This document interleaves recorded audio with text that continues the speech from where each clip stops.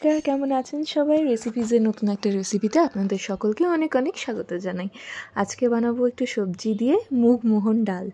একদম বিয়েবাড়ির মতো এইভাবে ট্রাই করবেন। প্রথমে কড়াইতে একটু শুকনো খোলায় ডালটা ভেজে নিয়ে ভালো করে জল দিয়ে ধুয়ে নেব। একবারে ঘরোয়া পদ্ধতিতেই আমরা আজকে এটা তৈরি করব। ভালো করে 3-4বার জল দিয়ে ভালো করে ডালটা ধুয়ে নিতে হবে। এখানে ধুয়ে আমি জল ঝরিয়ে রেখে দিয়েছি। এবার ডালটাতে নুন হলুদ দিয়ে সেদ্ধ বসিয়ে দেবো, আর 2টো তেজপাতা দিয়ে দিয়েছি।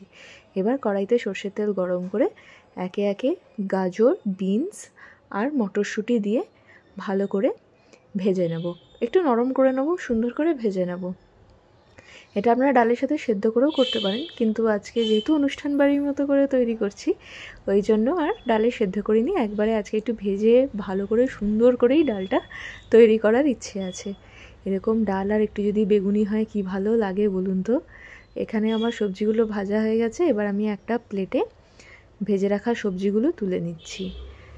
এই সবজিগুলো তুলে নিয়ে আমি একবার দেখে নিচ্ছি ডালটাও খুব সুন্দরভাবে সেদ্ধ হয়ে গেছে। এবার এতে আরেকটু নুন দরকার ছিল, নুন দিয়ে দিচ্ছি।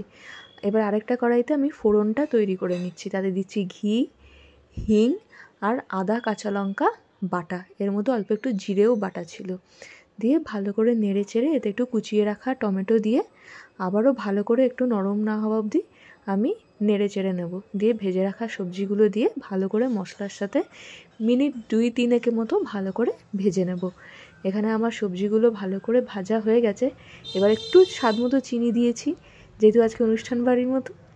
তারপরে এবার আমি ডালের মধ্যে ভেজে রাখা সবজিগুলো মশলার সাথে ভালো করে দিয়ে দিলাম। দিয়ে ভালো করে 1 মিনিট মতো মিশিয়ে ফুটিয়ে নেব।